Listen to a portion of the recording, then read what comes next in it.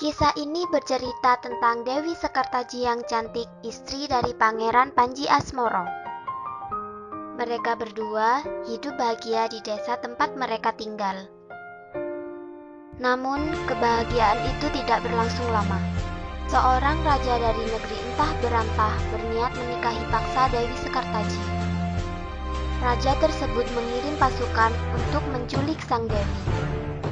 Dewi Sekartaji yang menyadari hal tersebut lari dari kejaran pasukan hingga jauh masuk ke dalam hutan. Di dalam hutan, sang Dewi bertemu dengan Dewa Batara Narada. Dewi Sekartaji yang ketakutan meminta pertolongan kepada sang dewa. Suatu hari, ada seorang nelayan tua yang baik hati, bernama Mbok Rondo. Ia sedang memancing untuk makanan sehari-harinya. Di tengah saat memancing, Mbok Rondo menemukan seekor keong mas. Lalu, ia membawanya pulang untuk menjadi peliharaan. Mbok Rondo membuatkan rumah-rumahan di dalam kotak kayu untuk keong mas, dan ia merawat keong mas dengan sangat baik, seperti anggota keluarganya sendiri. Sejak saat itu terjadi keajaiban di rumah Mbok Rondo. Keajaiban tersebut berlangsung setiap harinya. Setiap kali Mbok Rondo pulang memancing, beliau mendapati rumahnya sudah bersih, meja pun tertata rapi dan makanan lezat tersaji menantinya. Hingga suatu hari, Mbok Rondo pun penasaran dengan apa yang terjadi.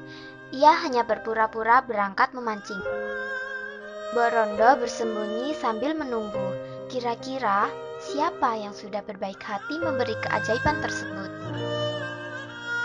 Mbok Rondo mengintip dan terkejut.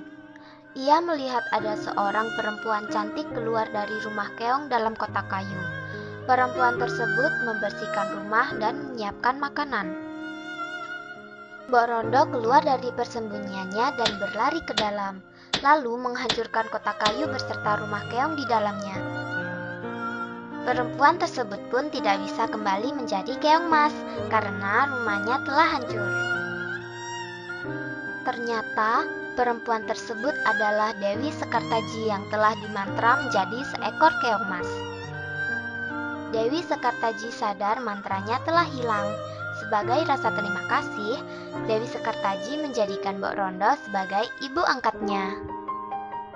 Sejak saat itu, kehidupan Mbok Rondo semakin membaik karena selalu dibantu oleh Dewi Sekartaji. Sementara itu, Pangeran Panji Asmoro mencari istrinya dari desa demi desa. Hingga suatu hari, ia sampai di desa Dadapan, tempat tinggal Mbok Rondo. Di sanalah Panji Asmoro bertemu dengan Dewi Sekartaji dan Mbok Rondo yang sedang sibuk di rumahnya. Dewi Sekartaji sangat bahagia bisa bertemu dengan suaminya setelah sekian lama menjadi seekor keong mas. Akhirnya, Panji Asmoro dan Dewi Sekartaji kembali ke istana mereka. Tentu saja, mereka membawa serta Mbok Rondo yang baik hati. Hidup mereka pun kembali bahagia.